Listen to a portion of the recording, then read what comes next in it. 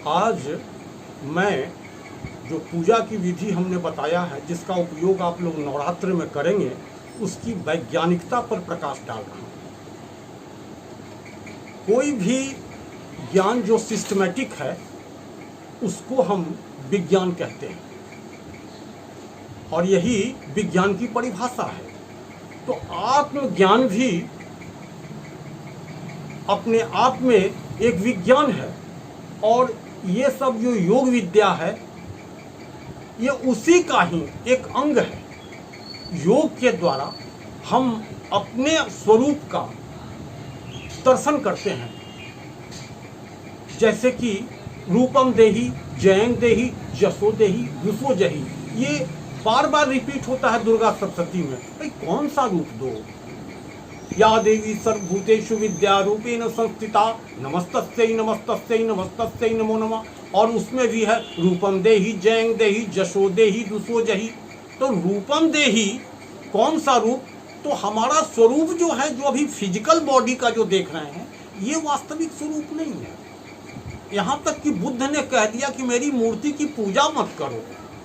खैर उनका अपना विचार था। वो जिस प्रकाष्ठा पे पहुँचे हुए थे, वो समूचा चीज को छोड़ करके, अपने राज्य को, संपदा को छोड़ करके जिस अध्यात्म की ऊंचाई पर थे, उन्होंने ऐसा कहा। लेकिन साधारण लोगों के लिए मैं इसलिए ये कहता हूँ कि नहीं, ध्यान मूलम गुरु मूर्ति, और पूजा मूलम गुरु पदम, मंत्र मूलम गुरु वाक्यम, और मोक्ष मूलम गुरु कृपा। अर्थात आपको अभी फर्स्ट स्टेज में ये चीज गुरु के सानिध्य को प्राप्त करना पड़ेगा। जब आप स्वयं में हो जाएंगे, गुरु का गुरुत्व जब आप में प्रवाहित हो जाएगा, तब इसकी आवश्यकता समाप्त हो जाती है। तब तो गुरु नहीं वो शिष्यम चिदानंद रूपम शिवोहम शिवोहम। गुरु और शिष्य दोनों एक स्वरूप में ढल जाते हैं। तो कहने का मतलब जो एक आध्यात्मिक यात्रा है वो इनवर्ड जर्नी है, और बाहर की जर्नी में डेस्टिनेशन है, लेकिन इनर जर्नी इनफाइनाइट है।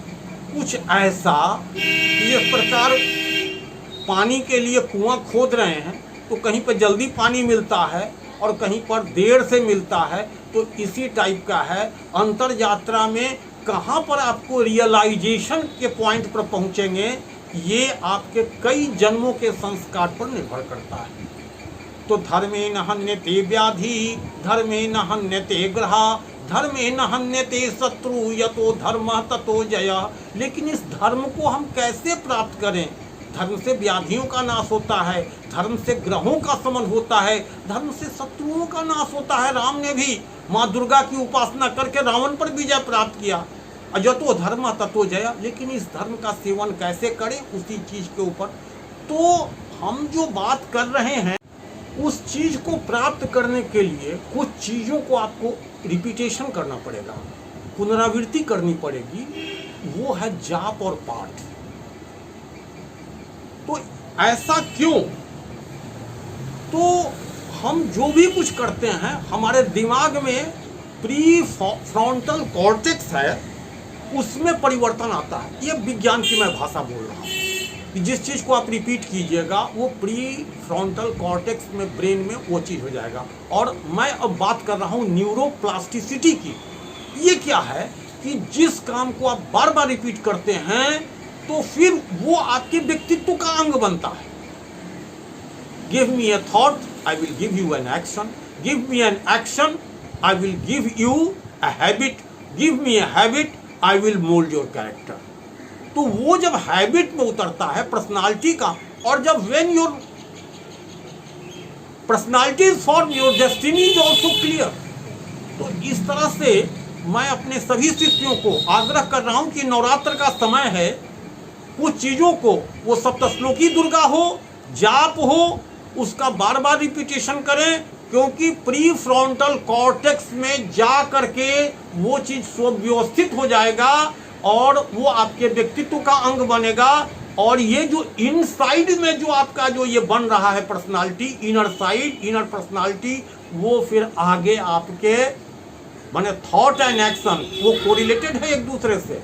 जैसा आपका थॉट होगा, एक दिन ऐसा एक्शन भी निकलेगा। और हमारे अध्यात्मवादी गुरुओं ने कहा है, मन वचन और कर्म। जैसा मन वैसा ही वचन और वैसा ही आपका कर्म, ये तीनों एक दूसरे से रिलेटेड है।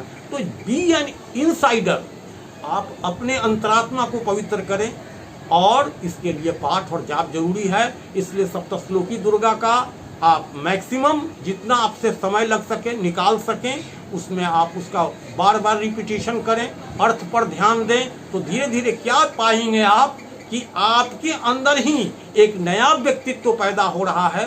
कौन सा व्यक्तित्व?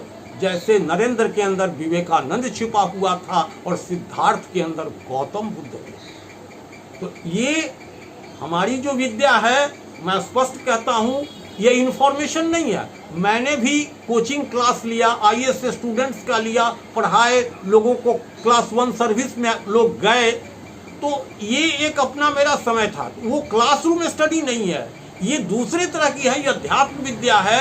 इसमें आपके व्यक्तित्व को गठित करना पड़ता है, इसलिए इसमें जाप और पाठ ये बहुत बड़े टूल्स हैं, इसका आपको सहारा लेना पड़ेगा।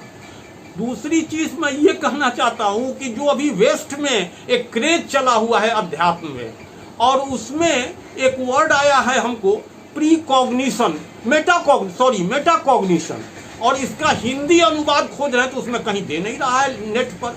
अरे भाई, ये कुछ नहीं है, आत्मविश्लेषण अपना ही है, स्वयं का विचारों का आत्मविश्लेषण है, और उसी को वो एक वर्ड बना लिया और उसका कोई मीनिंग नहीं दे रहा है। तो अपने जब विचार को आप देखने रखते हैं कि हमारे विचार किस तरफ ले जा रहे हैं, अरे वही तो महिषासुर है, काम क्रोध लोभ मोह अहंकार जो आपके अंदर बैठा हुआ है। और जब आप शेरे दिल नहीं बनिएगा तो देवी कैसे आपके हृदय में आके बैठेगी, और कैसे आपके महिषासुर का नाश करना है। आपको फाइट किसी और से नहीं करना है, अपने से करना है। हमको मन की शक्ति दो माँ, मन विजय करें और दूसरों के जय के पहले खुद को जय करें, यही हमारा संदेश है। और नवरात्र में आप जो भी हो, जाप और पाठ की संख्या बढ़ा करके पवित्रता के साथ भोजन पवित्र, और थोड़ा सा निद्रा अगर भूमि पर हो सके तो वो कीजिए, क्योंकि ये सब चीज, और अपने को सेक्स से भी बचाएं। अगर भोजन, निद्रा, आहार, ये सब चीज पर अपने आप में आत्म अनुशासन रखा तो ये ठीक रहेगा। जय माँ दुर्गे, जय माँ दुर्गे, जय माँ दुर्गे।